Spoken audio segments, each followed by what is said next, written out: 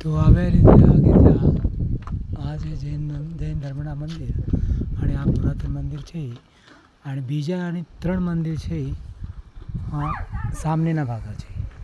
આ જે રોપવે છે એના પછવાડે છે પાછળથી અંબા માતાના અને સપનોમાં ગુરુદેવ દત્તાત્રેયના એ વિશેષ અવતાર છે વિષ્ણુ અવતાર. તેણે કહું છે મને કહું છે કે રાધાકૃષ્ણ મંદિરમાં આ ગિરજા નામક જો બાલિકા છે એ 2011માં સપના આવે છે. દત્તાત્રેય પ્રભુની કૃપા છે. તો આ સपना आज पूरा हुए છે. यही तो चमत्कार सिद्धि है.